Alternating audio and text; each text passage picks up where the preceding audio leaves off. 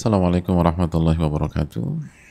Bismillahirrahmanirrahim. Alhamdulillahirabbil alamin wa bihi nasta'in ala umuri dina wa din wa salatu wassalamu ala asyrafil anbiya'i wal mursalin wa ala alihi wa sahbihi wa man sara ala nahjihi bi ihsanin ila yaumidin wa ba'd. Hadirin yang Allah muliakan, khususnya ibu-ibu, para akhwat dan jamaah laki-laki yang ikut menyaksikan kajian ini. Marilah kita membuka majelis ini dengan bersyukur kepada Allah Subhanahu wa taala atas segala nikmat dan karunia yang Allah berikan dan Allah limpahkan kepada kita sehingga kita bisa berkumpul, kita bisa menuntut ilmu, kita bisa belajar apa yang menentukan kebahagiaan kita di dunia maupun di akhirat. Sebagaimana yang disampaikan Al-Imam Asy-Syafi'i rahimahullah, man kana yuridu dunya fa'alaihi bil ilm wa man kana yuridul akhirah fa'alaihi bil ilm. Barang siapa yang ingin dunia maka dia harus tahu ilmunya, dan barang siapa yang ingin akhirat dia pun juga harus tahu ilmunya.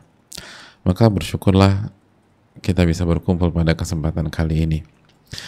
Selanjutnya salawat dan salam semoga senantiasa tercurahkan kepada junjungan kita Nabi kita Muhammadin sallallahu alaihi wasallam beserta para keluarga, para sahabat dan orang-orang yang istiqomah berjalan di bawah naungan sunnah beliau sampai hari kiamat kelak. Dan jangan lupa untuk meminta ilmu yang bermanfaat, hadirin sekalian. Allahumma inna nas'aluka ilman nafi'a wa na'udzubika min ilmin la yanfa'. Ya Allah, kami meminta ilmu yang bermanfaat dan kami berlindung dari ilmu yang tidak bermanfaat. Hadirin Allah muliakan, dan marilah perkuat syahadatain kita, iman kita, tauhid kita, dan komitmen kita dalam mengikuti Rasulullah sallallahu alaihi wasallam sebagai uswah hasanah kita dan sebagai nabi dan rasul kita. Dan hadirin Allah muliakan, berbicara tentang Ramadan yang tinggal beberapa jam lagi menyapa kehidupan kita insyaallah ta'ala, tentu saja tidak bisa dilepaskan dengan peran kaum Hawa. Tidak bisa dipungkiri bahwa wanita punya peran yang sangat besar di Ramadan. Wanita punya sejarah yang indah dengan bulan Ramadan. Oleh karena itu kita harus punya perhatian khusus dengan wanita dan ibu-ibu sekalian. Terlebih lagi ada kondisi-kondisi tertentu yang harus dijalani dan dialami oleh wanita ketika bersama dengan bulan Ramadan. Dan kita tahu bersama-sama bahwa semua harus dijalani dengan ilmu. Allah berfirman dalam surat Al-Isra ayat 36, "Wala taqfu ma laisa laka bihi ilmun."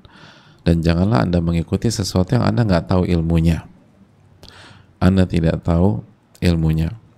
Dan banyak ibu-ibu atau wanita yang tidak sadar bahwa ada banyak lumbung pahala di Ramadan buat wanita. Ada banyak kesempatan beribadah bagi wanita. Sehingga opini bahwa wanita termarginalkan ya, atau tersisihkan karena sibuk dengan urusan dapur, lalu ribet dengan persiapan sahur, belum lagi ngurusin buka puasa, sehingga ibadahnya nggak maksimal, sehingga pahalanya sedikit, itu perlu kita luruskan. Dan kalaupun ada kasus demikian, harus segera kita perbaiki, karena itu nggak benar. Perempuan itu punya lumbung pahala yang banyak di Ramadan, punya lumbung pahala yang sangat banyak di Ramadan, luar biasa. Dan hadirin Allah muliakan, maka jangan berkecil hati, karena banyak wanita itu merasa Ramadan sebelum ini nggak maksimal. Itu tadi, ya sibuk urusan rumah, sibuk urusan dapur, sibuk belanja, sibuk nemenin anak untuk belajar dari rumah, belum lagi bersih-bersih, dan belum lagi kalau haid atau nifas, sehingga dia nggak bisa berpuasa, dia nggak bisa sholat. Maka itu semakin membuat banyak wanita atau banyak ibu-ibu yang galau dan sedih, dan merasa bahwa peluang untuk mendapatkan pahala, ampunan dosa, dibebaskan dari api neraka, lalu mendapatkan satu malam yang lebih berarti, lebih indah, dan lebih besar pahalanya dibanding 1000 bulan, hanya tinggal angan-angan kosong belaka. Dan sekali lagi itu nggak benar. Dan kalau ada kejadian, sekali lagi harus kita segera perbaiki. Oleh karena itu, pada kesempatan kali ini dengan segala kekurangan dan keterbatasan kita minta kepada Allah untuk diberikan ilmu yang bermanfaat dan bisa memaksimalkan lumbung-lumbung pahala bagi wanita. Hadirin yang Allah muliakan, ibu-ibu dan para akhwat, para wanita yang semoga dijaga oleh Allah Subhanahu wa taala. Lalu apa yang harus dilakukan oleh ibu-ibu atau para wanita agar bisa mendapatkan berbagai macam keutamaan di bulan Ramadan, dan hal-hal yang tadi menjadi isu di kalangan ibu-ibu dan wanita seperti tadi haid, nifas, sibuk di rumah, lalu ngurus anak, lalu siapin makan sahur, makan buka, dan lain sebagainya, itu tidak menjadi kendala, tidak menjadi halangan untuk mendapatkan pahala dan ampunan dari Allah Subhanahu wa taala. Hadirin yang Allah muliakan, yang pertama kita langsung saja biar efisien. Yang pertama, ibu-ibu sekalian dan para akhwat, selalu prioritaskan amalan hati dan iman kita. Ini penting. Prioritaskan amalan hati dan iman, ibu-ibu sekalian. Kedepankan itu. Karena kalau kita bicara kendala wanita dan kesulitan wanita untuk maksimal di Ramadan, kalau kita lihat semuanya berkaitan dengan fisik. Berkaitan dengan fisik. Itu yang membuat terkesan wanita nggak semaksimal laki-laki. Haid, fisik. Kondisi haid kan kondisi fisik. Nifas, fisik lagi. Hamil, fisik lagi-lagi. Menyusui, fisik. Beres-beres rumah, fisik. Nyiapin sahur, fisik lagi. Nyiapin buka, lagi-lagi fisik. Kolak itu kan fisik, hadirin. Lalu ngurus anak, fisik. Semua tentang fisik. Oleh karena itu Al-Imam Ibnul Attar, salah satu ulama Syafi'i yang punya kitab Ahkamun Nisa, buku beliau khusus berbicara tentang hukum-hukum yang berkaitan dengan wanita, sangat menarik buku beliau. Salah satu ulama mazhab Syafi'i ini mengatakan hukmur rijal hukmun nisa fi jami'i a'malil qulub minal aqaidi wa ghairiha. Hukum bagi laki-laki itu sama dengan hukum bagi wanita dalam seluruh amalan-amalan hati yang berkaitan dengan akidah atau selain akidah. Jadi hukum bagi laki-laki sama dengan hukum wanita, atau sebaliknya hukum wanita sama dengan hukum bagi laki-laki jika kita bicara tentang jami' a'malil qulub, seluruh amal-amalan hati. Seluruh amalan hati. Baik dalam masalah akidah atau selain akidah. Seluruh amalan hati nggak ada bedanya antara laki-laki dan wanita. Nggak ada bedanya. Nggak ada bedanya. Jadi kalau ibu-ibu dan para akhwat ingin meraih pahala sebesar-besarnya dan ingin merubah kendala sebagai seorang wanita menjadi pahala, yaitu tadi haid, nifas, lalu hamil, lalu menyusui, lalu anak-anak, lalu beresin rumah, maka andalkan iman dan amalan hati kita. Kita sama dengan laki-laki kalau demikian. Tapi kalau kita andalkan siklus suci kita, kalah kita sama laki-laki. Laki-laki nggak ada haid. Kalau kita andalkan fisik kita, sulit kita, paling pas lagi hamil, capek, letih, hormon berubah.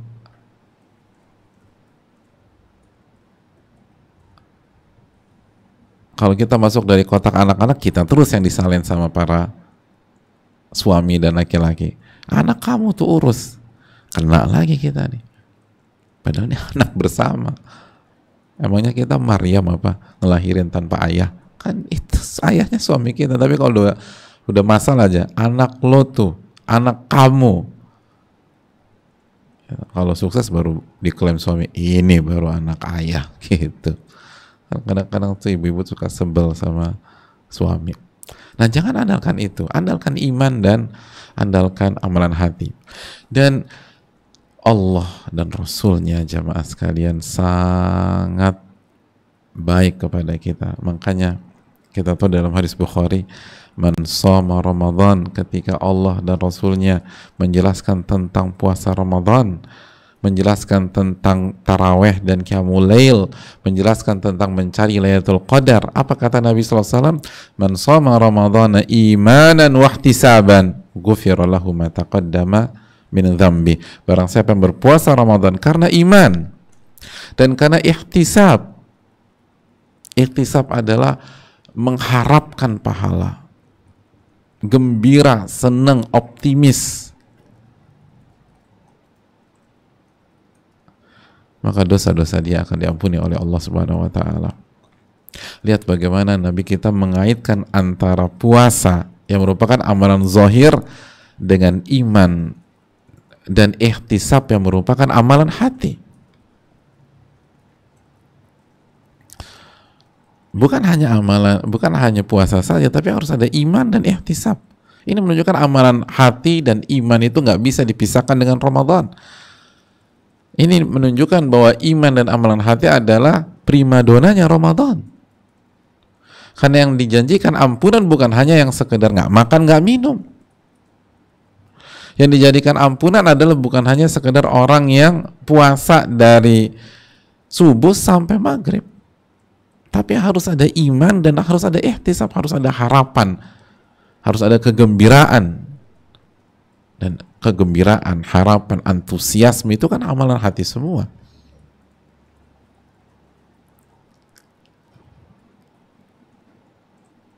Jadi ketika ibu-ibu atau wanita, para akhwat sekalian, puasa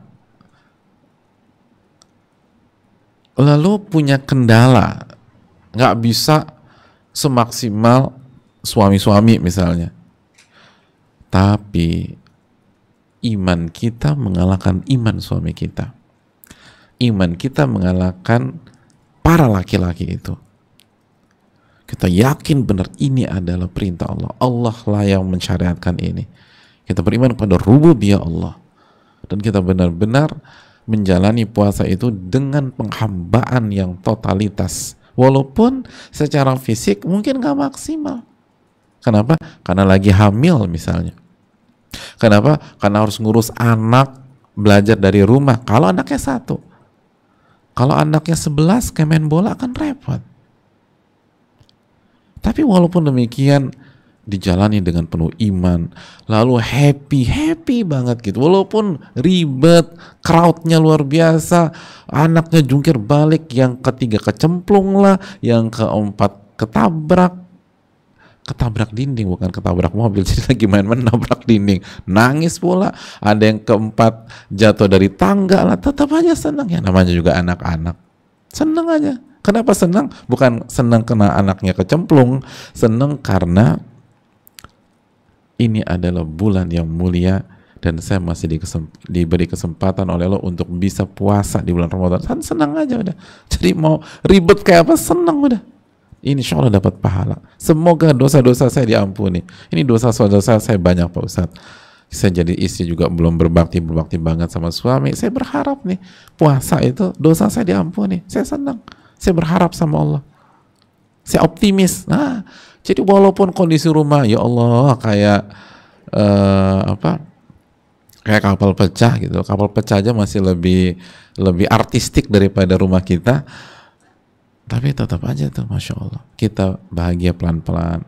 Bukan kapal pecah karena kita malas ya, udah dibenerin berantakan lagi, udah diberesin anak ke-10 gerocakin lagi, udah dipel tiba-tiba setengah jam kemudian anak yang ke-11 buat tuh ruang tamu banjir lagi. Pokoknya nggak karu-karuan. Imanan wahtisaban. Oh ini luar biasa hadirin. Imanan wahtisaban. Karena iman dan ihtisab mengharapkan pahala dari Allah. Lalu juga man qama Ramadan, barang siapa yang qiyamul lail, yang taraweh dengan iman wahtisaban, ghufira lahu ma taqaddama min dzambi. Barang siapa yang qiyamul lail, salat taraweh dengan iman dan ihtisab, maka dosa-dosanya akan diampuni oleh Allah Subhanahu wa taala. Mungkin sebagian ibu-ibu nggak bisa taraweh lama-lama. Kenapa? Aduh, udah nggak kuat Pak Ustadz. Atau nggak bisa lama-lama itu bukan karena nggak kuat, tapi karena harus megang anak. Anak masih kecil-kecil, 7, kan nggak bisa dilepas begitu aja. Suami mah enak, aku mau ke masjid ya. Terus ini 7 pasukan kita gimana? Ya kamu lah sebagai ibu. aku lagi.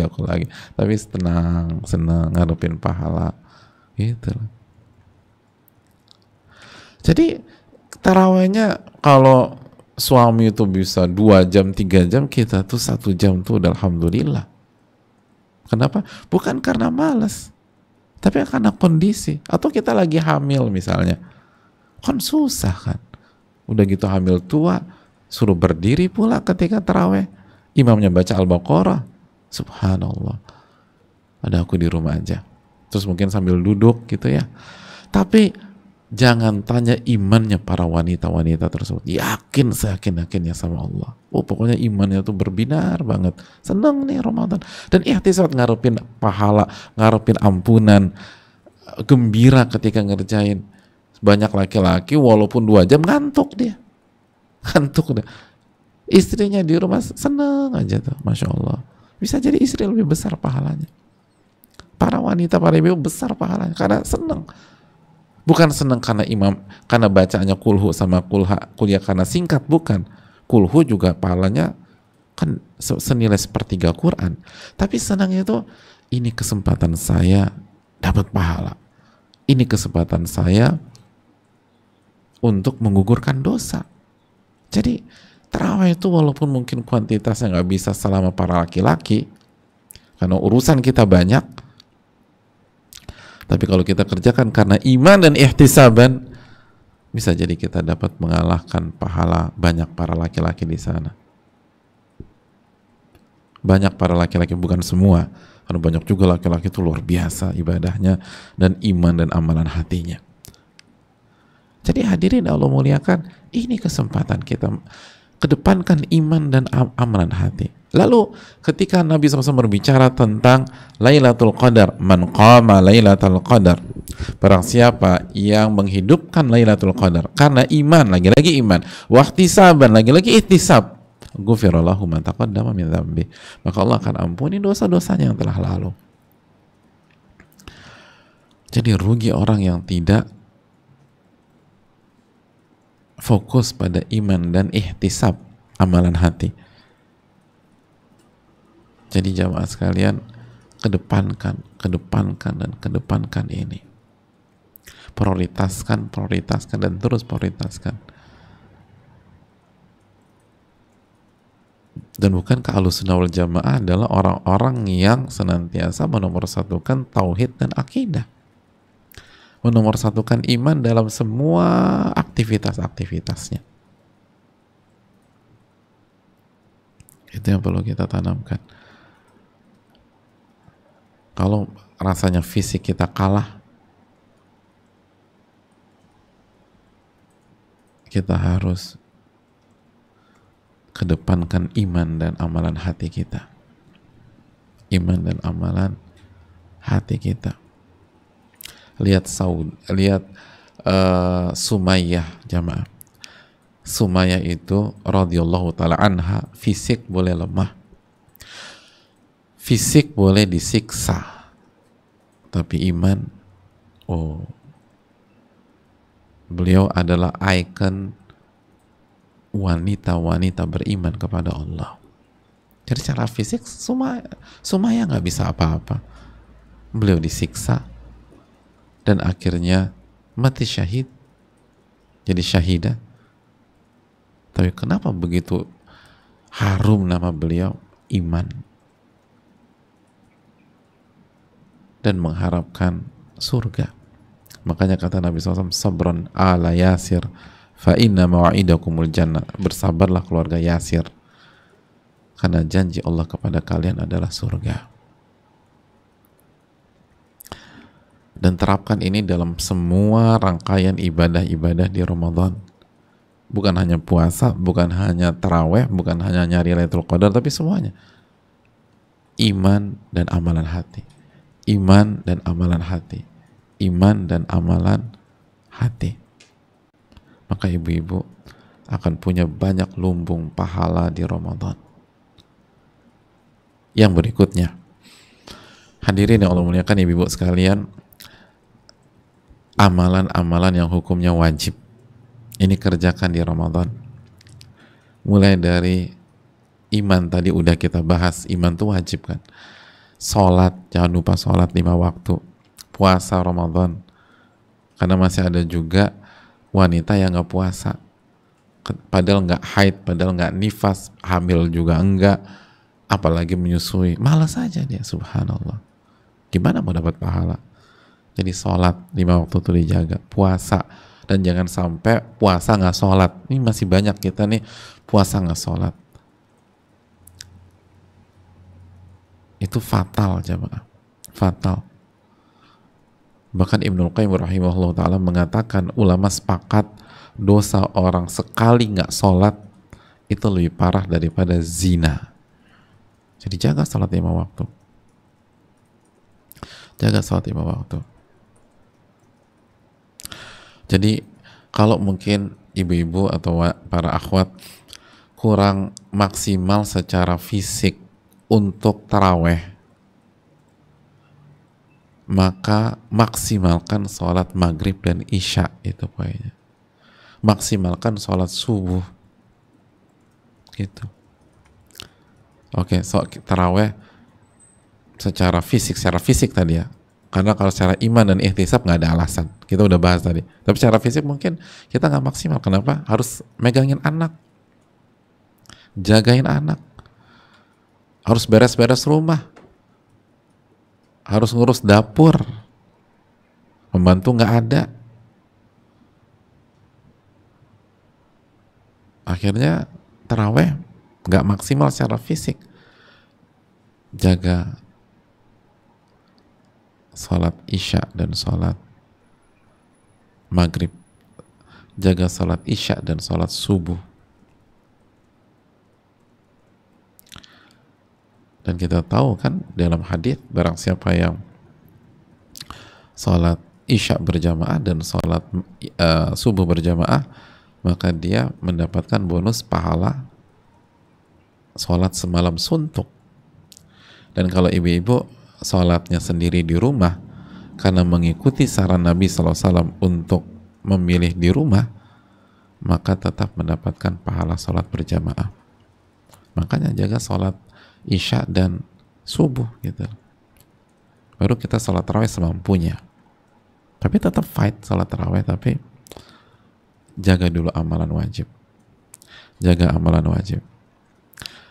Terus juga di antara amalan wajib yang penting nih ibu sekalian, taat sama suami bagi yang sudah berumah tangga. Taat sama suami. Taat sama suami. Itu hal yang penting. ada sebagian ibu-ibu demi bela-belain bukber berjamaah atau ya namanya juga bukber berjamaah, masa bukber sendiri. Aduh, ini nggak bener nih ustadznya, namanya bukber pasti berjamaah. Demi bela-belain bukber akhirnya bersih tegang sama suami. Aku mau izin bukber sama teman-temanku ya, nggak boleh. Kamu tuh gimana sih, nggak pengertian? Akhirnya debat aja. Hadirin, bukber itu sunnah, taat sama suami wajib. Kenapa akhirnya ngotot kerjaan yang sunnah sampai harus mencederai kewajiban?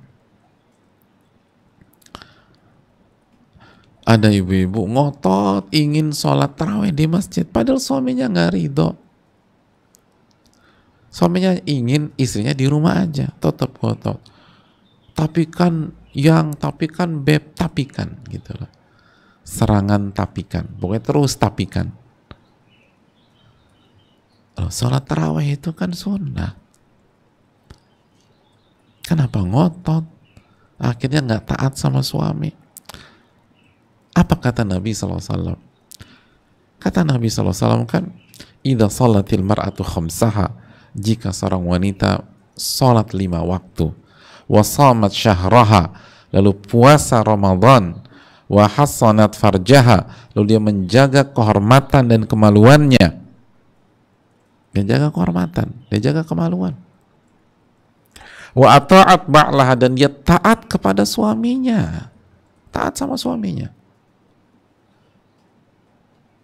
Dakhalat min ayyi abwabil jannati sya'at, maka dia masuk surga dari pintu surga manapun yang dia inginkan. Sebagaimana dalam hadis targhib wa tarhib, dalam riwayat yang lain kilalaha, akan ada pengumuman, dia dipanggil udkhuli al jannata min ayyi abwabil jannati syi'ti, masuklah kamu ke surga dari pintu manapun yang kamu inginkan. Taat sama suami, kata Nabi SAW. Kadang-kadang kita suka disorientasi dan lupa skala prioritas. Taat sama suami penting, dan ini keuntungan jadi wanita. Keuntungan jadi wanita. Kalau kita buat simple hidup wanita yang sudah berumah tangga, udah jaga hak Allah, lalu jaga hak suami. Insya Allah selebihnya itu uzur kalau misalnya kita nggak maksimal. Insya Allah tiket surga. Makanya itulah pesan Nabi SAW dalam hadis di atas kan. Idza shalatil mar'atu khamsa, barang siapa yang sholat 5 waktu, itu hak Allah. Shamat syahraha, puasa Ramadan, itu hak Allah. Wa hasanat farjaha, dan dia menjaga kehormatan dan kemaluannya, itu hak Allah, lalu hak suami. Jika sudah menikah, hak Allah, hak suami, lalu ata'at ba'laha, hak suami, masuk surga. Itu maksudnya. Bukan berarti hanya ngerjain itu aja, tapi jaga hak Allah, lalu hak suami, aman. Maka Ramadan ini jadilah momentum untuk menjaga hak suami kita. Jangan justru gara-gara ngotot mengerjakan kebaikan yang sunnah, akhirnya kita nusyuz, durhaka kepada suami. Akhirnya durhaka kepada suami.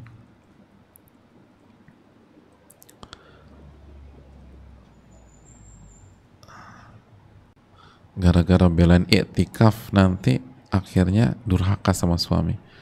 Tiba-tiba suami pulang malam ke-21, hilang istrinya, nggak ada lagi, koper dibawa, dipikir kabur, minggat itu, padahal dia iktikaf di masjid komplek. Karena nggak bilang-bilang. Kenapa nggak bilang-bilang, Bu? Kalau bilang-bilang nggak boleh, Pak Ustadz, mendingan aku fisabilillah aja. Ini bukan fisabilillah, ini nusyuz, bisa jadi durhaka sama suami. Jadi taat sama suami, taat sama suami. Dan jangan sampai hal-hal yang nggak penting itu buat suami marah, buat kita nggak diridhoi sama suami. Karena kadang-kadang hal kecil, gara-gara menu sahur lah kita ngotot. Padahal kalau kita ngikutin aja kemauan suami, aman udah. Masalah menu berbuka lah gitu, akhirnya ribut. Jangan sampai ribut. taat, taat, taat, dan taat sama suami. Itu kunci surga kita. Apalagi di Ramadan, pahalanya dilipat gandakan oleh Allah Subhanahu wa ta'ala. Gitu jemaah sekalian.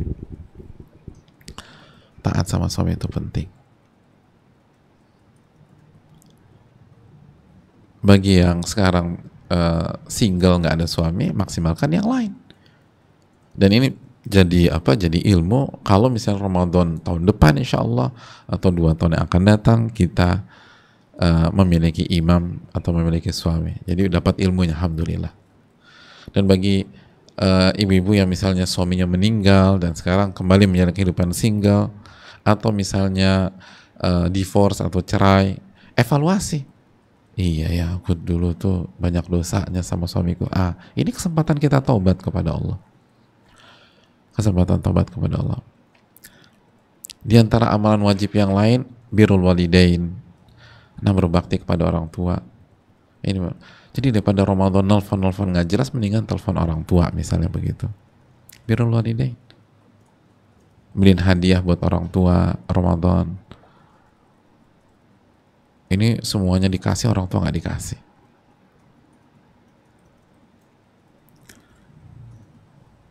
Jadi berbakti kepada orang tua itu penting. Allah Ta'ala alam. Kita lanjutkan. Yang ketiga, setelah amalan wajib, agar Ramadan ini kita punya lumbung pahala banyak, ibu-ibu sekalian, jaga lisan dan jaga diri. Jaga lisan, jaga telinga, jaga diri kita. Dari apa? Dari hal-hal yang haram.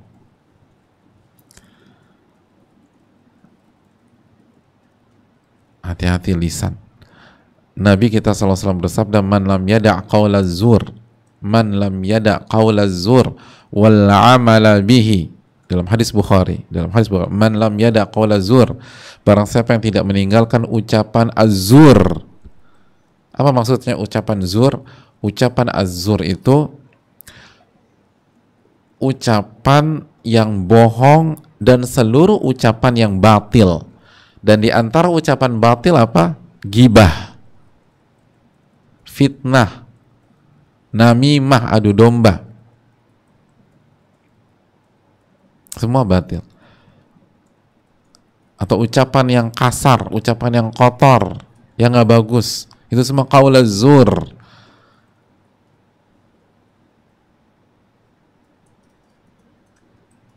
Barang siapa yang tidak meninggalkan ucapan az-zur, tadi kita udah jelaskan, bohong, gibah, namimah, adu domba, fitnah, dan seluruh hal-hal yang batil.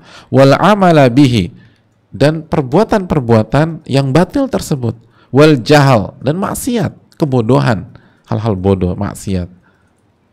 Falaysa lillahi hajah an yada'a ta'amahu wa syarabah, maka Allah tidak butuh saat dia meninggalkan makan dan minumnya.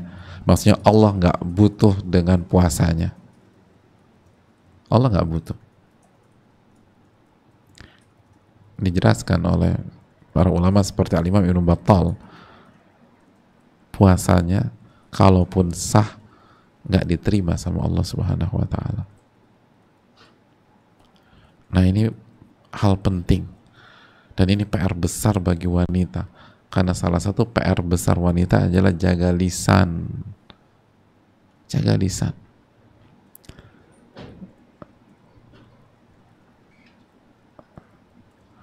Karena yang menyebabkan wanita masuk neraka dan menjadi penghuni neraka terbanyak selain kufur nikmat sama suami, apa? Yukthirna la'na, banyak melaknat dengan lisan mereka. Lisannya nggak bagus. Lisannya nggak bagus. Hadis Ibnu Majah. Itu menyebabkan banyak wanita menjadi, atau itu menyebabkan mayoritas penghuni neraka adalah wanita. Lisannya nggak bagus. Maka ibu-ibu sekalian, jaga lisan. Jaga lisan. Kata Jabir bin Abdullah mengatakan, tentang orang-orang yang puasa nih, ibu-ibu harus dengar. Idza sumta, jika Anda berpuasa, falyasum sam'uka, maka pendengaran kamu harus ikut puasa, kata Jabir. Harus ikut puasa. Wa basaruka, dan matamu harus ikut puasa. Wa lisanuka anil kadhibi wal maharim, dan lisanmu harus ikut puasa dari semua kebohongan dan hal-hal yang haram. Jadi semua ikut puasa, diri kita tuh puasa, pendengaran puasa. Jadi jangan ulang, tadi kenapa sih kamu dengerin Bu Fulanah ngomongin orang? Aku kan cuma dengar, aku nggak ikut gibah. Pendengaran tuh harus puasa juga, nggak boleh dengar. Dan ibu-ibu harus tegas. Jadi sebagian ibu-ibu atau sebagian kita ini nggak tegas dengan dalih, bukan kita yang bicara, kita hanya dengerin. Dan kenapa nggak tegas? Nggak enak. Padahal itu bisa menghancurkan pahala puasa kita kalau di Ramadan. Kalau di luar Ramadan dosa besar. Karena gibah itu butuh pendengar, Bu. Yang namanya gibah itu ada pendengar. Kalau nggak ada pendengar, itu bukan gibah, itu kesurupan. Atau dia agak-agak nggak waras, dia ngomong sendiri. Jadi ini rukun gibah gitu loh, kalau kita pakai bahasa istilah. Harus ada pendengar gibah tuh. Makanya jaga lisan. Makanya apa kata Al-Imam Ibnul Jauzi? Simak baik-baik. Al-Imam Ibnul Jauzi dalam kitabnya At-Tabsirah, beliau mengatakan wala budda min mulazamati samti 'anil kalamil fahish wal ghibah. Orang yang berpuasa itu khususnya dia harus senantiasa diam. Jadi harus latihan diam. Harus sering diam dan selalu diam dari ucapan-ucapan yang fahish, ucapan yang keji, yang buruk, dan dari gibah. Nggak boleh buka mulut untuk gibah. Nggak boleh buka mulut untuk ucapan-ucapan yang buruk. Nggak boleh. Fa innahu ma shama man dhalla ya'kulu luhuman nas. Karena nggak bisa dikatakan puasa orang yang senantiasa memakan daging manusia. Puasa itu menahan diri dari makan dan minum. Gimana bisa dinamakan puasa orang yang makan dan makannya daging manusia pula? Masa bisa dikatakan puasa, kata Ibnul Jauzi rahimahullah. Oh, ini tajam, Bu. Sebagian kita bingung, kok maksudnya apa sih Pak Ustadz? Kok jadi kanibal begitu? Oh, mari kita simak surat Al-Hujurat ayat berapa? Ayat 12 ya. Wala yaghtab ba'dukum ba'dha ayuhibbu ahadukum an ya'kula lahma akhihi maitan fakarihtumuh. Artinya, dan janganlah di antara kalian suka menggunjing satu sama lainnya. Jadi janganlah kalian itu cari-cari kesalahan orang, dan janganlah menggunjing satu dengan yang lain. Jangan kita ngomongin orang lain. Adakah seorang di antara kalian yang suka memakan daging saudaranya yang sudah mati tersebut? Pastilah kalian jijik terhadap itu. Makan bangkai. Ghibah itu makan bangkai. Itulah maksud dari Al-Imam Ibnul Jauzi rahimahullah. Bagaimana bisa dikatakan berpuasa orang yang suka makan bangkai manusia ketika puasa?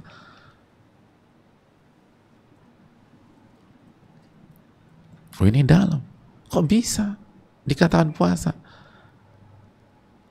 Kan simpel aja. Pas puasa makan nasi uduk jam 9 pagi, batal apa enggak? Batal puasanya. Bisa dikatakan berpuasa enggak? Enggak bisa. Udah, makan nasi uduk nggak bisa dikatakan puasa. Lagi puasa, makan bakso. Bakso uratnya 2, bakso telur 1, bakso kecil-kecil, plus bakso gepeng 5. Komplit banget tuh. Bisa dikatakan puasa nggak? Nggak bisa. Oh, makan semangkok bakso. Itu bakso, itu nasi uduk, makan bubur ayam. Nggak bisa dikatakan puasa kalau dia makan. Nah, kok bisa dia makan bangkai manusia? bisa makan daging manusia itu loh. Apakah bisa dikatakan puasa, kata para ulama?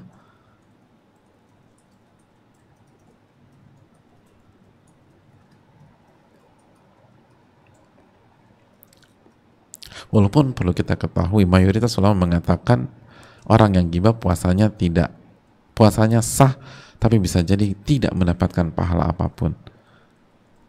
Hanya sebagian kecil para ulama mengatakan puasanya batal. Sebagian kecil, tapi mayoritas puasanya sah.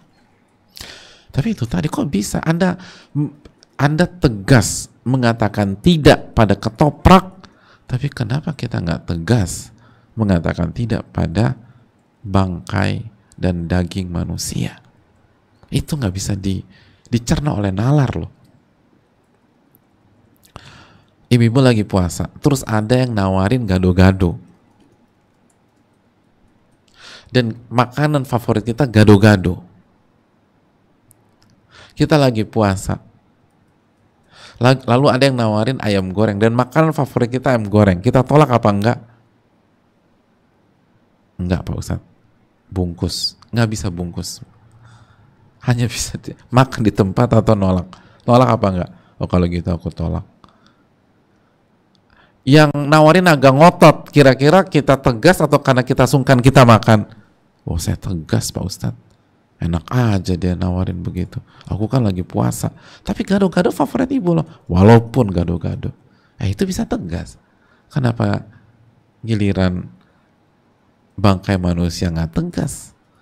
Dan ngomongin aib orang, keburukan orang, itu makan bangkai manusia. Ini yang perlu kita camkan. Ini yang perlu kita renungkan. Jelas ini? Jadi jaga lisan, jaga telinga, jaga diri. Jaga mata juga. Kadang-kadang kita nggak gibah, tapi kita baca berita tentang aib orang. Kita baca tentang gosip lah, tentang inilah. Atau kita nonton. Daripada itu mendingan baca Quran. Daripada itu mendingan tadi telepon orang tua. Daripada gitu mendingan ikut kajian atau dengerin kajian.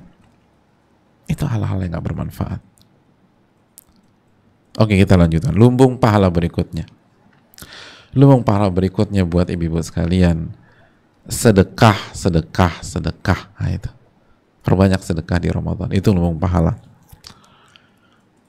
Dan secara khusus Nabi SAW sudah wanti-wanti ibu-ibu sekalian untuk bersedekah. Kata Nabi SAW dalam hadis riwayat Al-Imam Ibnu Majah, ya ma'syaran nisa tasaddaqna, wahai wanita, bersedekahlah, wa aktsirna minal istighfar, dan perbanyak istighfar, fa inni ra'aitukunna aktsara ahlin nar, karena aku melihat kalian menjadi penghuni terbanyak api neraka. Itu. Perbanyak sedekahlah, perbanyak kasih orang sedekah, infak, karena kalian itu aku lihat penghuni neraka terbanyak. Jadi perbanyak sedekah, perbanyak ngasih, perbanyak infak, kasih. Ini waktunya di Ramadan. Jangan hitung-hitungan. Kalau di bulan yang normal aja kita diminta sedekah sama Nabi, apalagi di Ramadan. Dan ini penekanan untuk para wanita dan ibu-ibu, sedekah. Sedekah. Makanya alhamdulillah banyak ibu-ibu apalagi udah ngaji itu punya kesadaran besar. Makanya seringkali bahwa sumbangan dari sisi ibu-ibu jauh lebih banyak daripada sumbangan dari jamaah laki-laki. Nggak semua, tapi banyak kasus. Alhamdulillah. Ini yang diinginkan, kesadaran bersedekah wanita terus besar. Dan di Ramadan ada banyak yang bisa kita lakukan. Bisa sedekah kepada fakir miskin, jelas, bantu. Bisa kasih anak yatim. Atau bisa kasih makan orang yang berbuka, man fattara shaiman, barang saya memberikan makan berbuka kepada orang yang berpuasa. Itu bisa. Bisa kasih hadiah. Kasih hadiah. Bisa juga.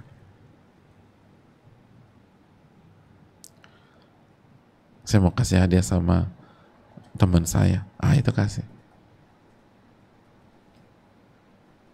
Dan kalau bingung barang, kasih uang misalnya. Uang tuh manfaat. Sebaik-baik harta yang baik itu di tangan orang yang soleh, kata Nabi SAW. Manfaat uang itu. Kasih-kasih. Infak, sedekah. Kasih hadiah. Dan perbanyaklah. Perbanyak memberi di Ramadan. Ini lumbung pahala buat ibu-ibu sekalian. Dan jangan takut miskin. Mana kasat shadaqatun min mal, sedekah itu nggak akan mengurangi harta, kata Nabi sallallahu alaihi wasallam dalam hadis riwayat Muslim. Itu yang perlu kita camkan, Wallahu taala alam bisawab. Yang berikutnya, yang ke-5, perbanyak baca Quran, zikir, istighfar. Perbanyak baca Quran, zikir, dan istighfar. Perbanyak.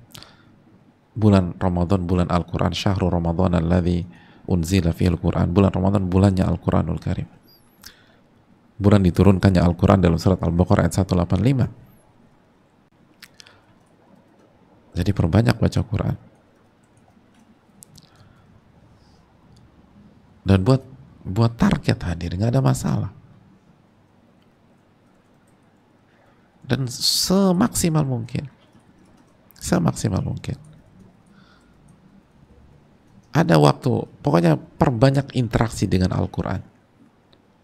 Baik secara membaca, atau pentadaburan, atau mempelajari maknanya,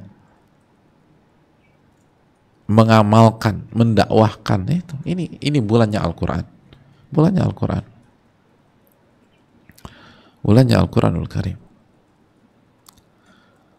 Dan para ulama luar biasa.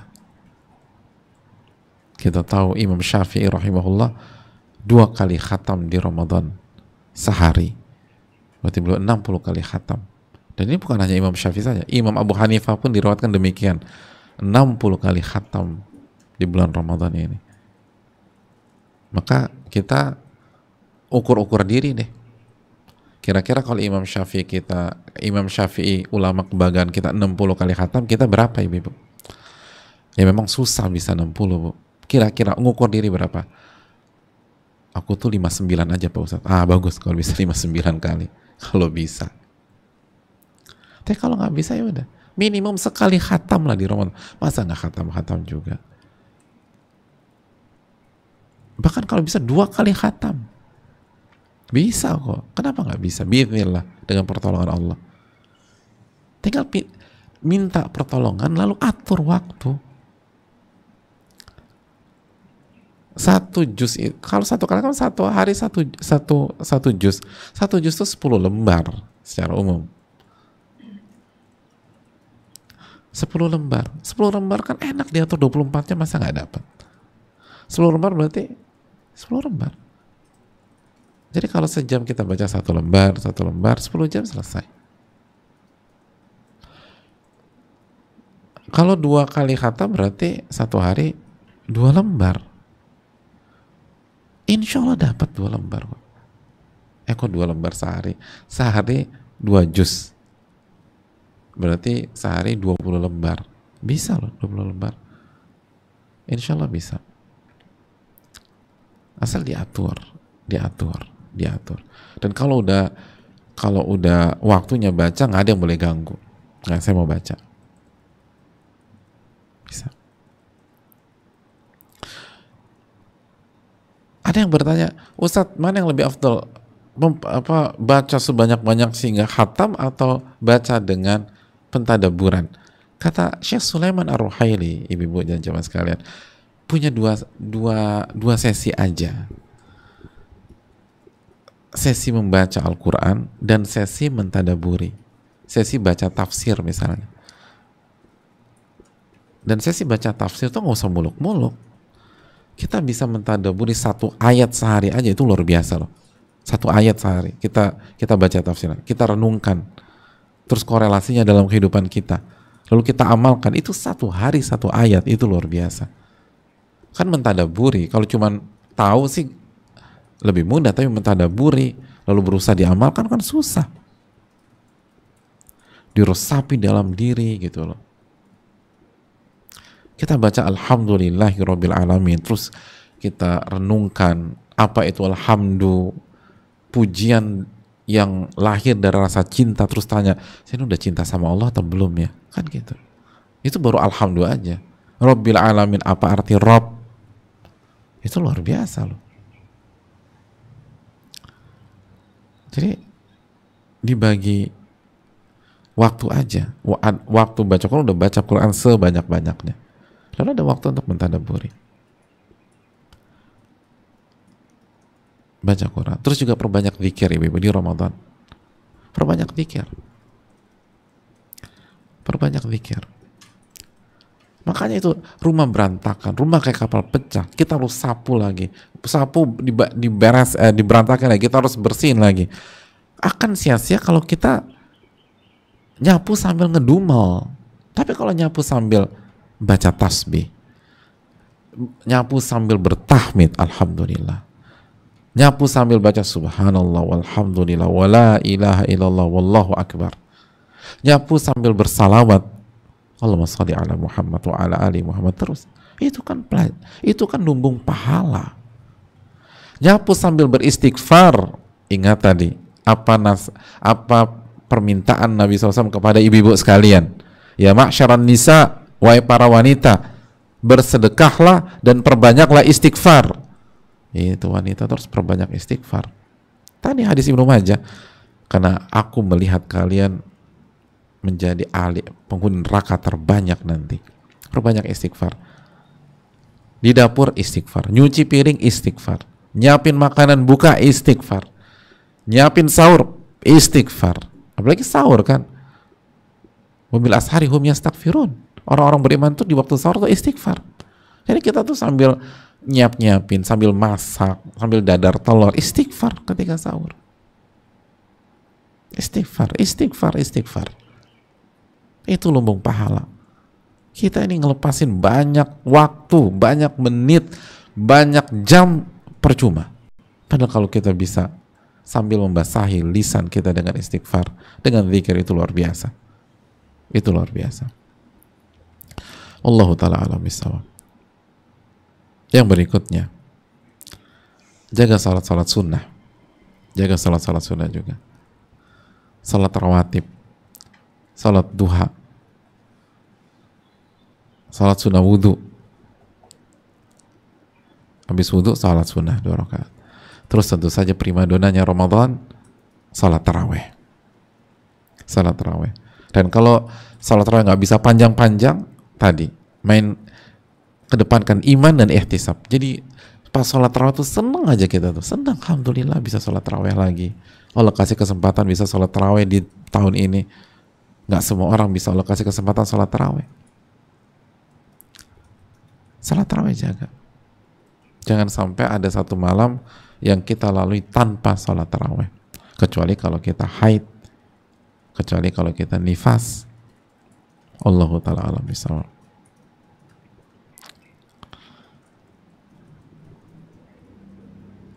Yang berikutnya hadirin yang Allah muliakan,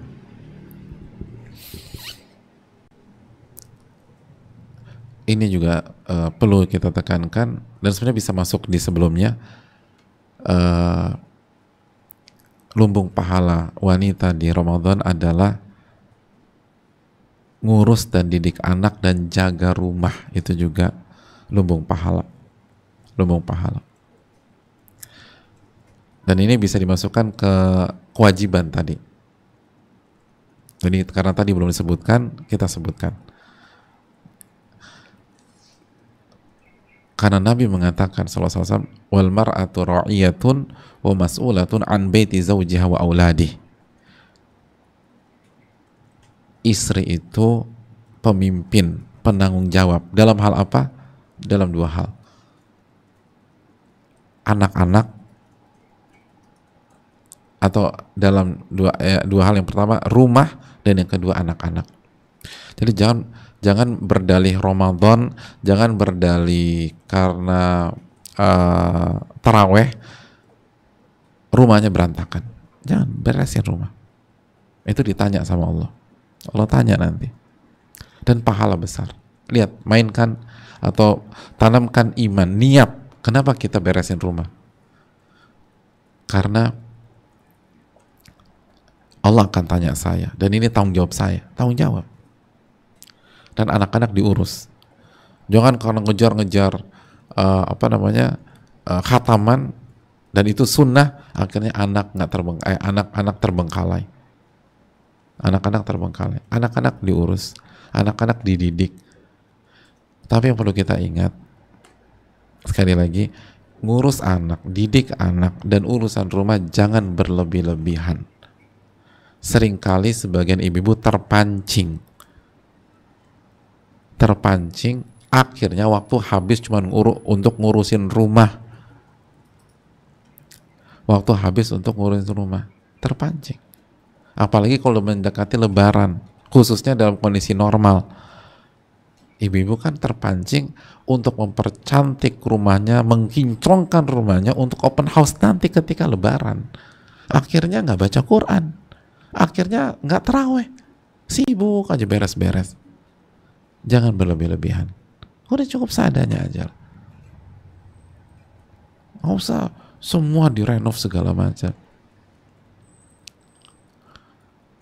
Sampai tukang masih harus kerja di malam takbiran demi agar lebarannya bisa open house dan bangga gitu ngeliat rumahnya oke. Udah, jangan kesana lah. Sayang gitu loh. Jadi jaga aja. Tapi jangan berlebih-lebihan. Anak-anak juga jangan diturutin semuanya.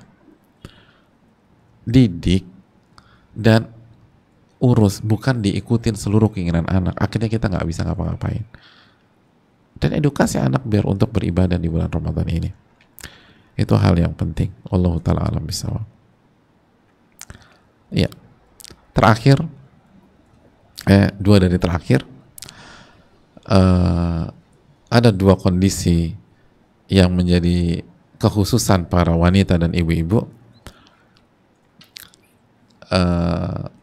Yang pertama adalah ketika haid dan nifas.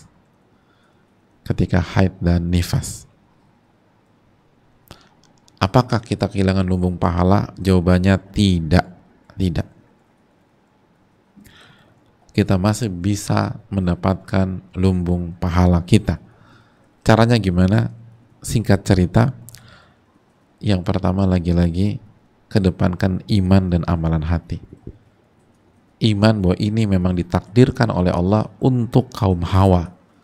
Ini memang Allah takdirkan untuk wanita. Berimanlah dengan rububiyah Allah Subhanahu wa taala. Iman itu pahalanya paling besar, jamaah. Jadi jangan sedih, jangan kesal. Artinya sedih itu, kesal sama takdir itu jangan. Berimanlah. Lalu silakan sedih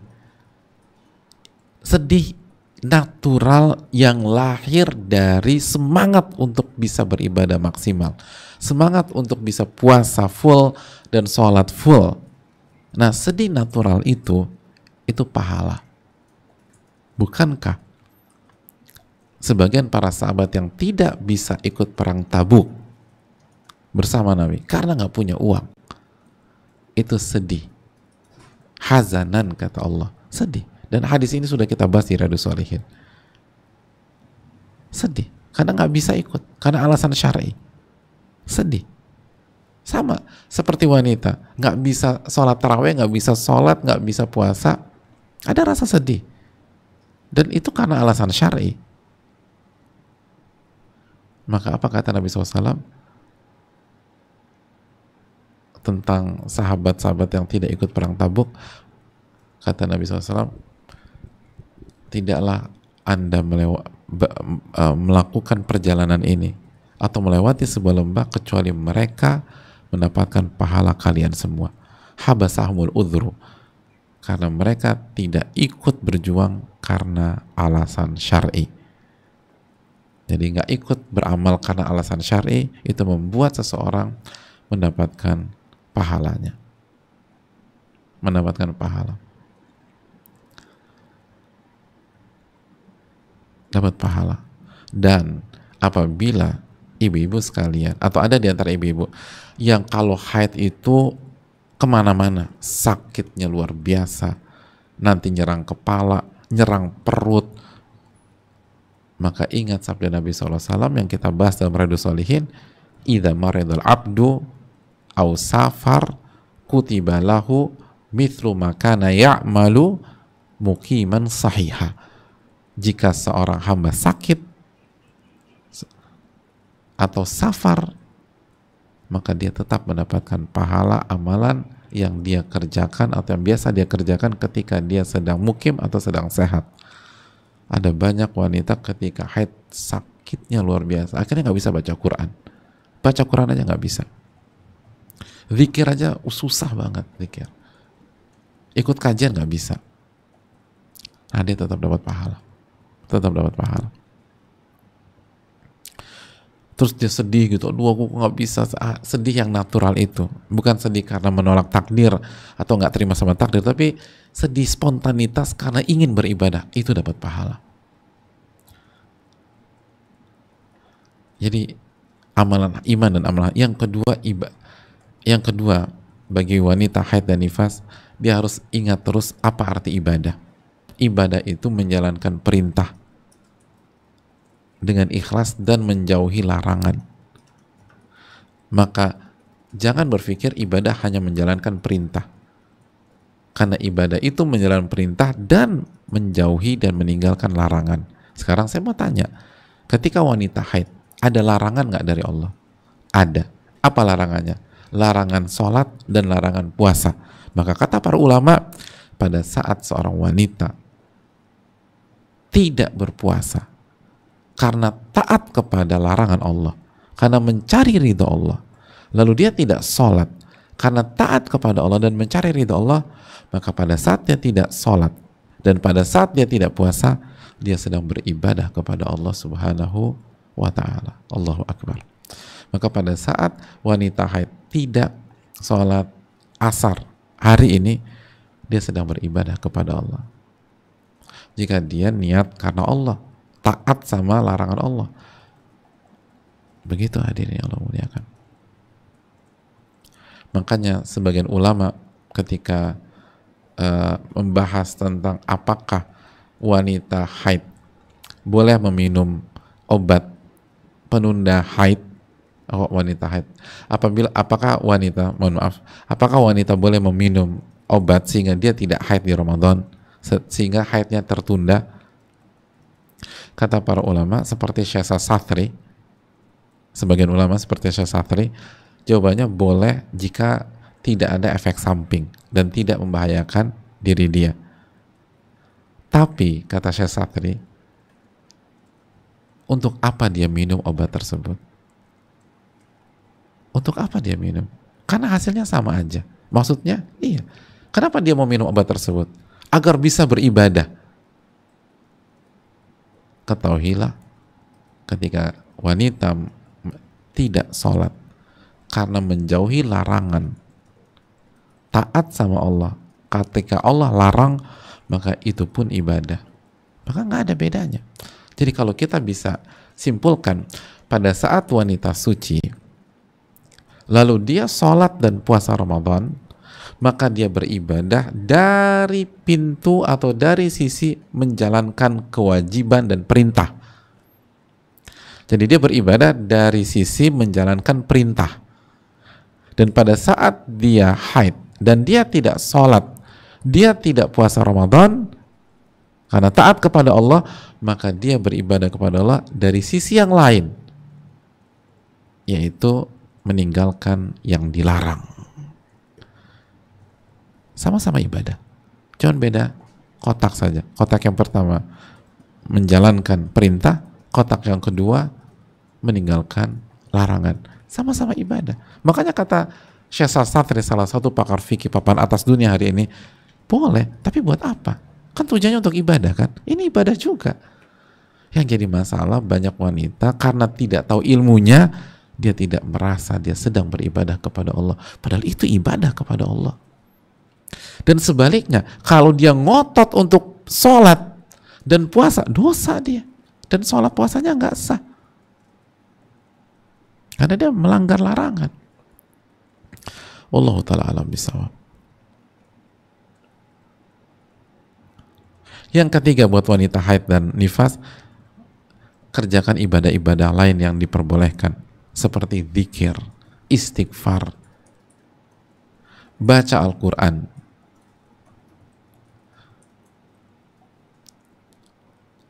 Tapi perlu kita ketahui, memang membaca Al-Quran bagi wanita haid khilaf para ulama. Wallahu ta'ala alam, pendapat yang saya lebih cenderung ke hal tersebut, dengan segala keterbatasan saya, wanita haid bisa membaca Al-Quran,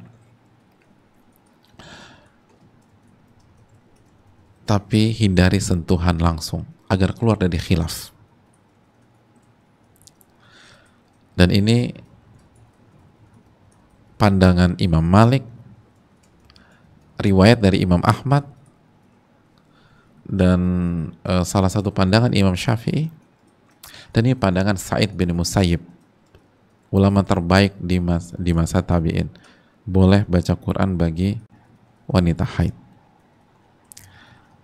Tapi tadi kita katakan kalau bisa nggak nyentuh langsung dengan kertas mushaf, bisa pakai sarung tangan atau pakai media lain, atau dengan gadget, karena layar itu sudah sebagai pembatas, jadi pakai gadget bisa. Walaupun sebagian ulama besar seperti Said bin Jubair, seperti Mujahid, seperti Abul Aliyah mengatakan nggak ada masalah nyentuh, tapi mayoritas ulama bilang tidak. Jadi agar aman, mendingan kita keluar dari khilaf. Jadi walaupun sebagian ulama papan atas dunia klasik itu membolehkan, tapi banyak sekali ulama yang melarang wanita haid menyentuh mushaf, sehingga agar lebih aman kita keluar dari khilaf, kita tidak menyentuh mushaf tersebut, karena juga enak, bisa pakai apa? Bisa pakai media lain kok, bisa pakai gadget, ada layar, aman, dilapisin kaca kan begitu. Terus atau kalau kita mau pakai mushaf, kita pakai sarung tangan, aman juga. Kalau nggak ada sarung tangan, ya pakai apa? Pakai tisu gitu diambil. Kalau pakai handuk kecil, aman lah pokoknya. Dan insya Allah aman, bismillah. Jadi banyak baca Quran, banyak terus baca. Terus yang juga bisa dikerjakan wanita haid dan nifas, kasih makan berbuka. Karena dengan kasih makan berbuka, kita dapat pahala orang tersebut. Jadi ketika kita nggak bisa puasa, kita kasih makan orang berbuka, kita dapat pahala di hari itu. Dari sisi itu juga, jadi enak. Jadi gunakan alternatif yang ada gitu loh. Jangan pasrah gitu aja. Ada banyak cara. Wallahu ta'ala alam bisawab. Yang terakhir, kondisi wanita yang hanya dimiliki oleh wanita adalah ketika hamil dan menyusui di Ramadan. Dan ketika hamil dan menyusui di Ramadan, yang pertama yang perlu kita camkan, wanita hamil dan menyusui wajib berpuasa. Wajib berpuasa. Karena sebagian pihak berpikir kalau hamil dan menyusui otomatis boleh nggak puasa. Enggak. Hukum asalnya wajib berpuasa. Wajib berpuasa.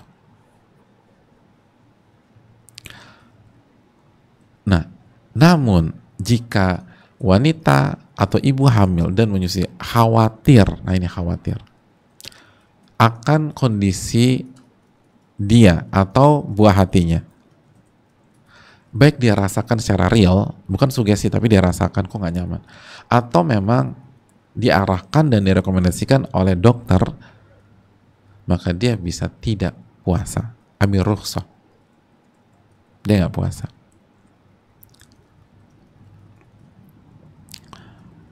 Lalu apa yang harus dia lakukan? Terjadi khilaf para ulama. Khilafnya pelik. Setidaknya ada 3 pandangan. Yang pertama qadha saja. Yang kedua fidyah saja, kasih makan orang 1 fakir miskin untuk 1 hari. Yang ketiga qadha dan fidyah dengan perincian. Kita nggak bahas ini secara detail, tapi intinya wallahu ta'ala bisawab, khilaf ini kuat ya, khilaf ini sangat kuat, khususnya antara yang qadha dan yang fidyah. dengan keterbatasan ilmu saya sampai detik ini saya lebih cenderung ke fatwanya Abdullah bin Abbas, yaitu cukup dengan fidyah. Walaupun khilaf kuat dan mungkin kita akan dengar pandangan yang berbeda dari guru kita atau ustadz kita yang lain. Wallahu ta'ala itu keterbatasan saya. Seperti qadha, diantaranya diriwayatkan fatwanya Ali bin Abi Thalib dan lain sebagainya. Jadi pandangan kuat, dan bukan saatnya kita bahas ini secara detail. Ini kesimpulan saja agar kita bisa menjalankan di atas ilmu dan pandangan para ulama. Lalu kalau kita nggak berpuasa, maksimalkan dengan yang lain, baca Quran, sama berzikir, sholat kita masih bisa, jangan lupa sholat, dan juga kasih makan orang yang berbuka, biar kita dapat pahalanya juga. Kalau kita khawatir dan akhirnya kita nggak puasa, kasih makan orang berbuka, kita dapat pahala orang tersebut. Dan satu lagi yang paling penting, bahwa ini jika ibu menyusui tidak dalam kondisi nifas. Tapi kalau seorang wanita memiliki dua keadaan, nifas dan menyusui, maka dia wajib tidak puasa, nggak boleh puasa. Nifas nggak boleh puasa, dan nanti dia mengqadha. Jadi pembahasan kita tadi itu jika tidak ada nifas. Kalau dia nifas, kan ibu menyusui kan seringkali ada memiliki dua keadaan, menyusui dan nifas. Kalau nifas, maka hukumnya sama dengan haid, dia harus mengqadha. Wallahu ta'ala bisawab, ini yang bisa disampaikan. Semoga bermanfaat. Cukup panjang, tapi semoga Allah memberikan keberkahan kepada kita, dan semoga Allah Subhanahu wa taala memberikan taufik kepada kita. Kesimpulannya adalah lumbung pahala buat wanita sangat banyak, diantaranya kedepankan iman dan amalan hati, lalu prioritasan amalan wajib, sholat, puasa, taat suami, terus didik anak, jangan lupa tadi kita masukkan, dan juga tanggung jawab pada rumah kita, itu tanggung jawab wanita rumah.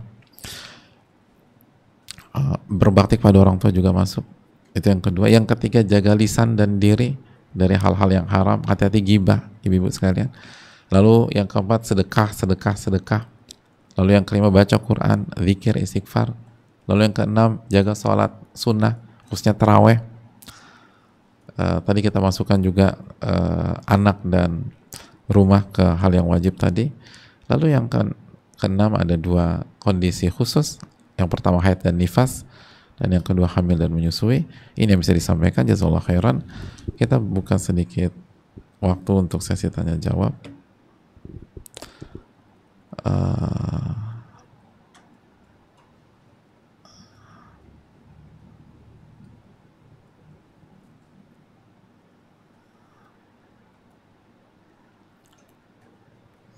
Assalamualaikum warahmatullahi wabarakatuh Pak Ustadz. Waalaikumsalam warahmatullahi wabarakatuh. Izin bertanya, ibu saya sudah tidak bisa puasa dalam Ramadan saat ini.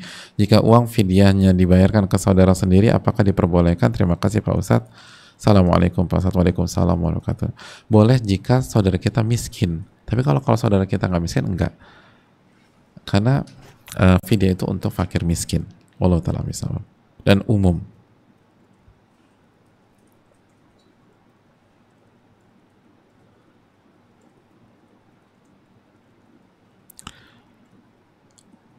Assalamualaikum warahmatullahi wabarakatuh. Waalaikumsalam warahmatullahi wabarakatuh. Semoga Ustadz dimudahkan di dalam menjawab pertanyaan ini, dan saya dimudahkan Allah dalam mengamalkan jawabannya tersebut. Amin ya rabbal alamin. Dan semoga Ustadz, tim panitia kajian selalu di dalam ketaatan kepada Allah dan selalu dalam lindungan Allah. Amin ya rabbal alamin. Izin bertanya, kalau kita sudah sholat taraweh, harus sholat tahajud di sepertiga malamnya, apakah ada batasan waktu untuk sholat taraweh, atau bolehkah sholat taraweh 4 rakaat setelah isya, sisanya 4 rakaat plus witir di sepertiga malam? Mohon penjelasannya Ustadz. Jazakallahu khairan, barakallahu fiik. Fikri Barul, makasih banyak. Secara singkat aja ya, bahwa yang pertama, waktu sholat malam atau sholat taraweh itu dari ba'da isya sampai detik terakhir sebelum subuh. Itu bebas, kita mau kerjakan kapan aja bisa. Tapi yang paling afdal di sepertiga malam terakhir, kalau tidak menyulitkan atau tidak kalau tidak sulit dan tidak susah. Jadi sepanjang malam itu ba'da isya sampai detik terakhir sebelum subuh itu bisa dipakai buat sholat taraweh. Terus berikutnya, apakah kalau kita sudah sholat taraweh harus sholat tahajud sepertiga malamnya? Tidak. Bahkan sholat taraweh pun juga tidak wajib. Semuanya masuk kategori sunnah. Tapi kalau kita terbangun lalu kita bisa, maka bagus banget gitu loh. Habis taraweh lalu kita sholat lagi, tapi jangan witir kembali jika kita sudah sholat witir sebelumnya. Karena Nabi SAW bersabda, la witrani fi lailah, tidak ada dua witir dalam satu malam. Tidak ada dua witir dalam satu malam. Jadi kalau kita kebangun tuh sepertiga malam terakhir, udah kita sholat 2 rakaat salam, 2 rakaat salam, 2 rakaat salam, udah selesai. Sesuai dengan kemampuan kita. Apakah ada batasan waktu untuk sholat taraweh? Jelas ada. Waktunya 1 detik terakhir sebelum subuh. Atau bolehkah sholat tarawih 4 rakaat setelah isya, sisanya 4 rakaat plus witir di sepertiga malam? Jawabannya insya Allah diperbolehkan. Boleh dicicil. Dan ulama mengatakan sholat tarawih atau sholat lail, setiap 2 rakaatnya itu sholat yang independen. Jadi nggak harus dikerjakan satu paket, nggak. Misalnya 3, kita sholat 6 rakaat, lalu kita harus pulang, misalnya dapat kabar di rumah ada sesuatu yang urgent, ya udah kita pulang dari masjid, atau misalnya kita sholat di kantor kita pulang, atau misalnya di rumah tiba-tiba anak nangis, sudah kita batalkan rakaat yang ke-8, lalu kita urus anak, terus nanti baru setelah itu kita lanjutkan lagi, nggak ada masalah. Wallahu ta'ala misal, mungkin itu. Makasih banyak. Dan salah satu alasan kenapa salat taraweh salat tahajud boleh dilakukan lagi setelah taraweh, karena sekali lagi pandangan mayoritas para ulama, dan ini 4 imam madhab, bahwa boleh lebih dari 11 rakaat berdasarkan sabda Nabi SAW, salatul laili mathna wa idha khasya ahdukum subha fa'autir biwahida. Salatul lail itu atau salat tarawih itu 2 rakaat salam, 2 rakaat salam, 2 rakaat salam. Kalau salah seorang dari kalian khawatir masuk waktu subuh, maka tutup dengan 1 witir.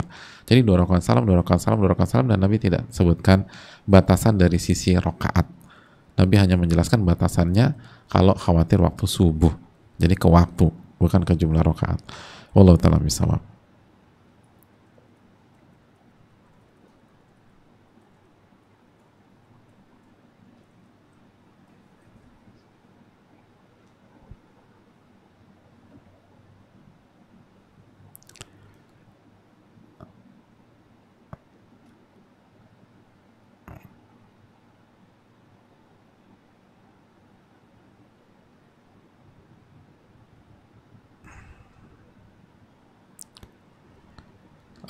Ya.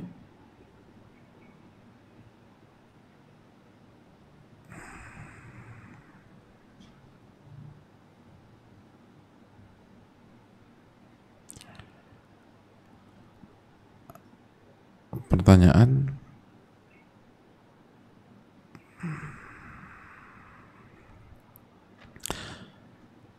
Assalamualaikum, waalaikumsalam. Izin menyampaikan pertanyaan untuk ya. Ahsanallahu ilaik wa iyyak. Ustadz izin bertanya, saya adalah seorang ibu baru dengan bayi 5 bulan dan seorang ibu rumah tangga yang mengurus rumah tangga tanpa adanya mbak. Jujur Ustadz, semenjak ada baby saya kesulitan untuk memanage waktu. Untuk mengerjakan kerjaan rumah saja saya suka terbengkalai karena sibuk mengurus baby yang tidak mau ditinggal. Terlebih lagi bayi saya akan menjalani empasi ketika menjelang 10 hari terakhir Ramadan. Jujur saya deg-degan sekali Ustadz. Di satu sisi saya takut juga tidak fokus Ramadan dan malah fokus ke empasi anak saya. Mohon saran untuk pembagian waktu bagaimana ya Ustadz agar bisa menjalankan kewajiban sebagai ibu rumah tangga, ibu seorang bayi sambil memaksimalkan Ramadan agar saya tidak keteteran.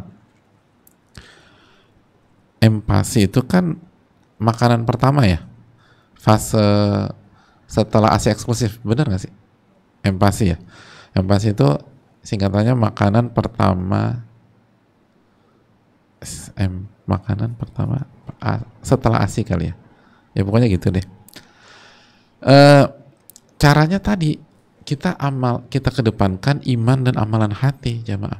Dan ingat tadi, mengurus anak itu pahalanya besar nggak? Makanannya besar nggak? Makanannya besar, pahalanya besar nggak besar? Besar, itu kewajiban kan, itu kewajiban, jadi pahala wajib, enak gitu ya, alhamdulillah dapat pahala wajib.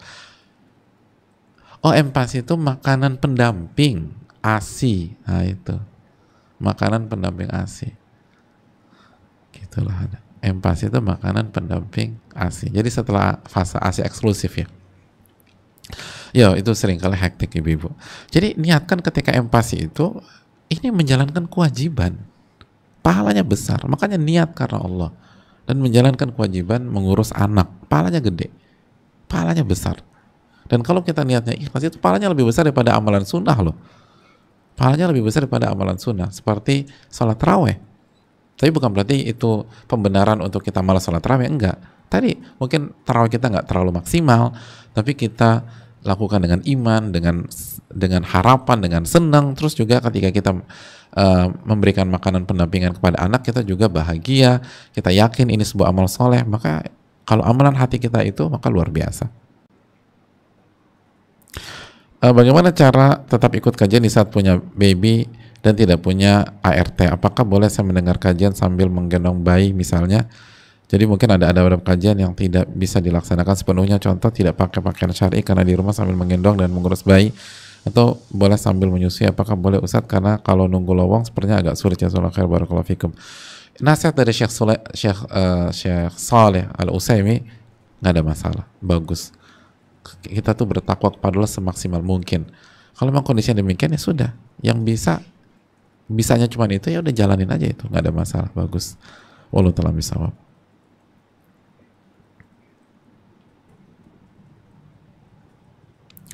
Assalamualaikum warahmatullahi wabarakatuh. Waalaikumsalam warahmatullahi wabarakatuh. Barakallahu fiik Ustadz, fikum barakallah. Semoga Allah senantiasa merahmati dan menjaga Ustadz beserta keluarga, tim kajian, dan segenap kaum muslimin dimanapun berada. Mohon izin bertanya Ustadz terkait ibadah wanita di bulan Ramadan. Bila seorang istri mempunyai target-target ibadah Ramadan, khatam Quran, tadabbur Quran, dan lain-lain, dan menghabiskan sebagian besar malam Ramadan dengan ibadah, apakah harus minta izin dulu kepada suami? Misalnya suami ngajak berbincang, mengajak tidur lebih awal, tapi istri memilih menuntaskan bacaan Al-Qur'annya, apakah berdosa? Syukran Ustaz, jazakallahu khairan, barakallahu fikum. Intinya bahwa yang harus izin suami adalah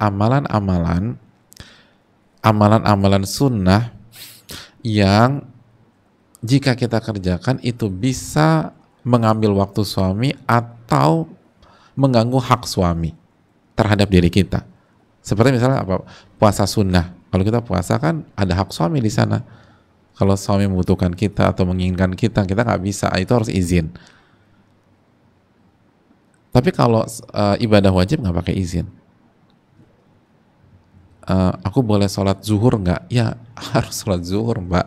Bukan izin suami gitu loh. Jadi itu tadi. Nah, konteksnya ini, misalnya suami mengajak berbincang, mengajak tidur lebih awal, tapi istri memilih menuntaskan bacaan Al-Quran, apakah berdosa? Ya, kalau begini harus izin suami, karena hak suami ditemenin misalnya. Jadi kalau suami minta tidur lebih cepat, lalu kita pengen baca Quran, minta izin dulu, boleh nggak saya baca Quran terlebih dahulu? Atau misalnya win-win gitu, win-win. Kita temenin suami sampai beliau tidur, baru kita baca Quran gitu. Tapi yang jadi masalah beliau tidur, kita ikutan tidur gitu loh. Itu kalau bisa gitu tuh lebih bagus. Tapi minta izin pokoknya oke ya. Jadi misalnya aku penuhi hak kamu, udah pokoknya nggak akan ganggu sampai suami nyaman tidur. Udah bisa itu kita baca Quran lagi. Kalau bisa gitu itu lebih afdal. Allah ta'ala alam.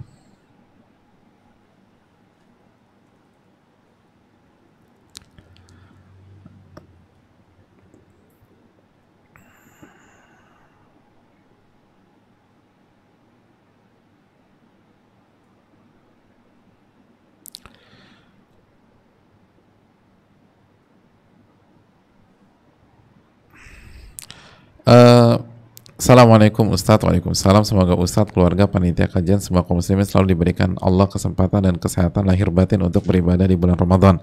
Izin bertanya, bagaimana solusi agar bisa mendapatkan peluang pahala bulan Ramadan yang besar dengan keterbatasan kondisi saya? Kedua, saya sedang mengandung 7 minggu dan dalam fase mual muntah yang hebat dan tidak nafsu makan. Dokter saya menganjurkan untuk tidak berpuasa. Kondisi ini pun membuat saya mendadak tidak bisa memasak. Selalu mual mencium bau bumbu dapur, tidak bisa menyiapkan makanan karena nggak bisa mencium bau nasi serta lauk pauk. Melayani suami di tempat tidur saat malam hari pun tidak bisa. Saat ini saya merasa memberatkan suami dalam mengurus saya dalam kondisi seperti ini. Kedua, kesedihan ini tidak bisa dipungkiri. Tahun pertama Ramadan bareng suami dengan kondisi kurang maksimal seperti ini. Bagaimana solusinya Ustadz? Apakah ada amalan lain yang bisa menjadi lumbung pahala saya? Ya ada. Dan itu kajian kita sekarang. Jadi kita nggak bisa ngulang lagi. Kalau nggak selesai-selesai. Jadi tinggal dilihat aja poin-poin di atas. Dan yang kedua, yang poinnya adalah kesedihan yang muncul secara spontanitas dan proporsional harus sesuai porsi loh. Jangan overdosis, itu bahaya. Jadi proporsional, sedihnya proporsional sebagaimana sedihnya sahabat yang tidak bisa ikut perang Tabuk. Jadi sedih, aduh kok kayaknya aku jadi nyusahin karena aku tuh pengennya berkhidmat sama suami, bukan jadi seperti ini gitu loh. Tapi di satu sisi jangan berlarut-larut sedih. Kita lihat bahwa rahmat Allah ini luas. Ramadan itu pintu rahmat dibuka. Jadi nggak mungkin kita terhempas dengan kondisi begini. Berarti ada yang salah dengan kita. Jadi sekali lagi nikmatin lah, apalagi ini Ramadan pertama bareng suami, dan nikmati dirawat oleh suami, itu kan luar biasa. Betapa banyak wanita nggak mendapatkan kondisi ini. Betapa banyak wanita ditinggal sama suaminya, dicuekin sama suaminya, kan suaminya pergi sana pergi sini nggak diperhatikan. Jadi jangan lupa bersyukur kepada Allah. Jadi kan ini poinnya. Mana sih banyak. Saat ini saya merasa memberatkan suami dalam mengurus saya dengan kondisi seperti ini. Jadi merasa sedih, iya.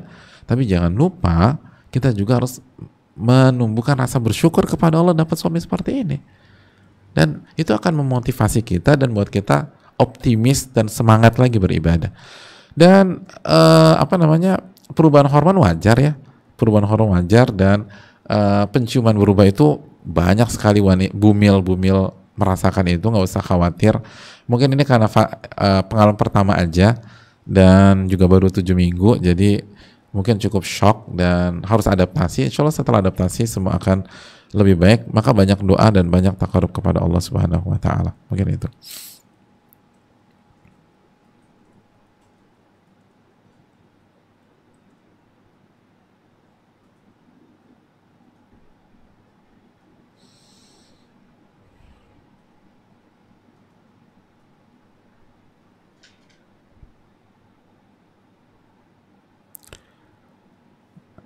Ya, Assalamualaikum Ustaz. Waalaikumsalam. Izin bertanya, jika seorang ibu tidak puasa Ramadan karena menyusui, maka akan membayar fidyah dan mengganti puasa di hari lain. Jika di antara hari-hari itu si ibu datang bulan, apakah berarti yang dibayar fidyah selain hari-hari datang bulan itu saja? Syukran, jazakallahu wa fikum. Terima kasih. Yang pertama, kalau saya ditanya sampai detik ini saya lebih cenderung ke pandangan yang cukup fidyah. Hanya saja kalau jamaah atau ibu yang bertanya lebih mengikuti pandangan ulama yang membayar fidyah plus puasa, maka itu hak masyarakat umum yang mengikuti ulama kita. Jadi nggak ada masalah. Jadi kalau memang pandangan yang dikuatkan adalah pandangan itu, ya udah, karena pandangan itu juga kuat dan ada ulama klasik yang merojikan itu. Dan ini adab dalam masalah khilaf. Makanya Syekh Satri pernah ditanya tentang salah satu pakar ulama fikih besar, pernah ditanya tentang sebuah masalah fikih, kalau nggak salah tentang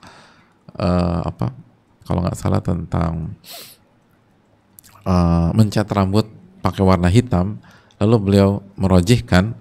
Lalu di akhir jawabannya beliau bilang gini, tapi kalau penanya merojihkan pandangan yang lain karena mengikuti ulama yang lain, maka nggak ada masalah. Yang penting orang awam itu tanya kepada ahli ilmu. dalam masalah-masalah khilafiyah ijtihadiyah, perbedaan pendapat yang kuat seperti ini. Nah, kita lanjutkan. Jika di antara hari-hari itu si ibu datang bulan di hari-hari Ramadan ya, apakah berarti yang dibayar fidyah selain hari-hari datang bulan tersebut? Iya benar. Datang bulan harus qadha, jelas. Jadi fidyah itu di luar mens, di luar datang bulan. Kalau datang bulan atau nifas, maka jelas langsung qadha. Nggak ada pembicaraan fidyah. Karena yang dilihat itu bukan kondisi menyusuinya, yang dilihat adalah kondisi mens atau datang bulannya, mens atau nifasnya. Wallahu ta'ala alam. Ya, saya rasa cukup, sudah jam segini. Makasih banyak, semoga bermanfaat. Dan tunggu sebentar.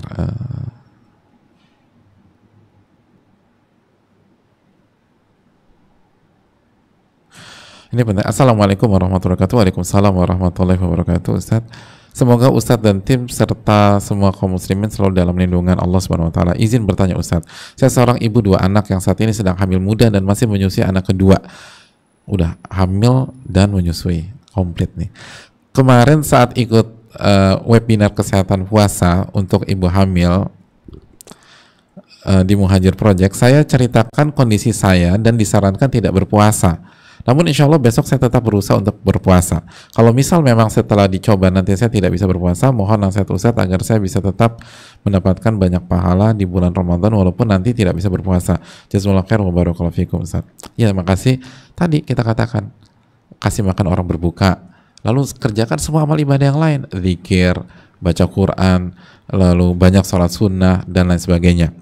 Dan dalam kasus ini yang penting, ketika misalnya dokter bilang disarankan untuk tidak berpuasa, apakah kita harus ngikutin saran dokter tersebut? Walau ta'ala misawab, jika kita merasa baik-baik saja dan kita yang paling tahu diri kita dalam case seperti ini ya, ini kan kondisi yang dimana kita bisa ngerasain langsung. Ini bukan seperti penyakit-penyakit yang silent killer gitu loh. Tapi ini kondisi yang kita bisa ngerasain sama, kayaknya oke nih gitu loh, kayaknya bisa nih. Tapi jadi kalau kita, apalagi kita punya pengalaman mungkin, kan ini udah 2 anak dan ini hamil ketiga. Jadi berbekal pengalaman, lalu keyakinan itu penting banget. Terus juga kita tahu diri kita tahu kondisi kita. Dan tadi juga dan beliau juga sampaikan mau coba, dan kalau ternyata nggak bisa akan berbuka, jadi nggak akan ada pakai mazhab maksa, maka bagus gitu loh, nggak masalah. Intinya jangan maksa dan akhirnya membawa diri kita ke kebinasaan atau ke kondisi yang membahayakan diri kita. Jadi silakan aja, kalau kita yakin ya dan kita tahu kondisi kita, lalu tawakal sama Allah, insya Allah Allah kasih kekuatan. Dan kalau misalnya ternyata ada kondisi yang membuat kita menurun, silakan batalkan. Ya, makasih banyak atas atensi dan semoga Allah memberikan taufik kepada kita, dan jangan lengah, tetap minta agar kita dipertemukan di bulan Ramadan tahun ini, jamaah sekalian. Allah membalikkan Ramadan, dan semoga Allah Subhanahu wa taala memberikan taufik kepada kita untuk bisa beramal di bulan Ramadan kali ini, dan selamat menjalankan ibadah Ramadan jika hilal terlihat di sore hari ini, dan kalau tidak terlihat berarti insya Allah besok malam kita mulai tarawih.